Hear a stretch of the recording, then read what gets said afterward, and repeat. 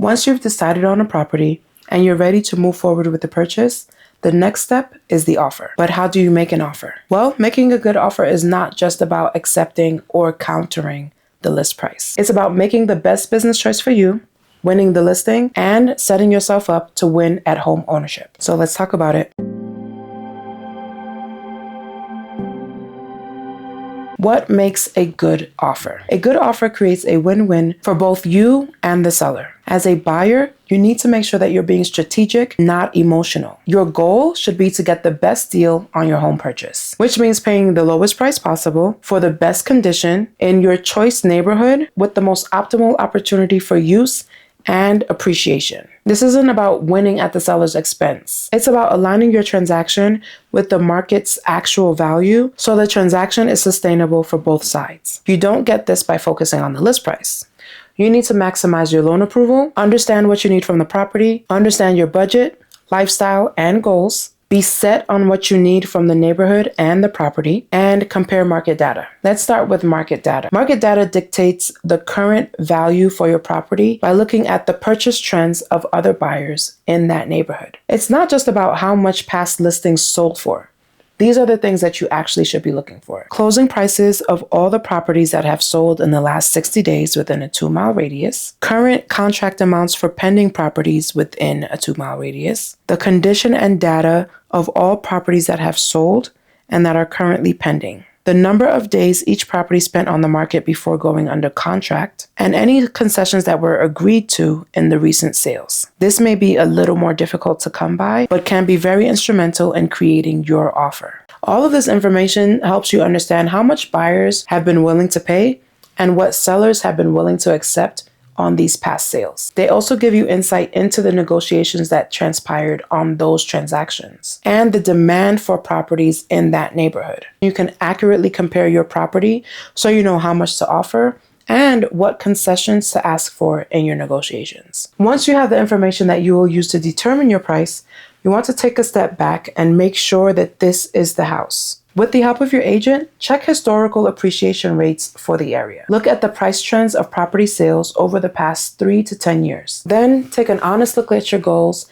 and determine if the property will be able to house your life for the next few years. Does this property provide the flexibility you need to meet your goals? Is the neighborhood going to be a good fit for you in a few years to come? Or can it accommodate changes in your life? You aren't just buying a property for today, you're also planning for your future. In addition to planning for growth, you also want to consider the monthly expenses of owning and maintaining that property. All of the money that you spend before the purchase are one-time costs. Once you close on the property, you will have the monthly costs of owning the home and the maintenance. So it's a good idea to have a budget and understand how owning this property will affect that budget. Keep in mind that your costs are not limited to your mortgage.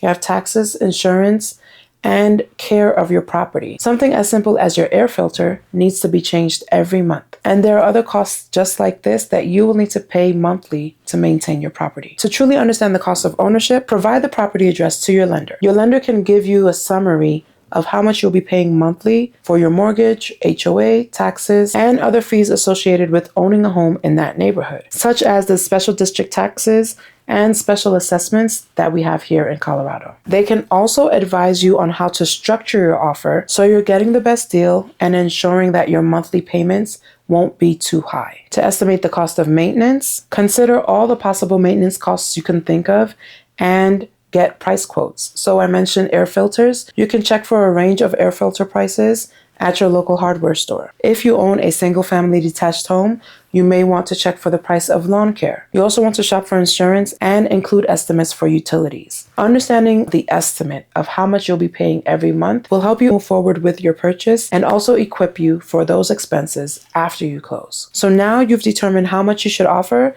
and that you are ready to move forward with the property. Just be sure that your offer does not focus solely on the price. Your offer is a contract, and it needs to address more than just the overall price that you're going to pay for the property. One of the clauses in the contract covers inspections. You never want to waive your right to an inspection. An inspection is your tool to understand the condition of the property. You also want to review whether you want to make a higher earnest money deposit, if you can close in 30 days, or if you need closer to 45 days to close. You also want to mention anything you noticed at the time that you walked through the property. Mention these items up front. You don't need to wait for the inspection. Also, list all of the appliances that were in the property at the time of your walkthrough. You want brands and models if possible. Include the compensation for your agent and any items that you know are important to your seller, such as maybe a quick close. Use those items as points of compromise. Finally, adjust your strategy based on the current market trends. If you do your offer right, you're setting yourself up beyond the acceptance. The right offer and the right strategy can help guarantee that you won't regret purchasing that property. Just remember, making an offer does not guarantee acceptance, but you can always submit another offer. I hope this information has helped you. Please subscribe, like, and share with someone else who this may help. If you are ready to make the move and you live in the Denver metro area, check the link to get started with the process.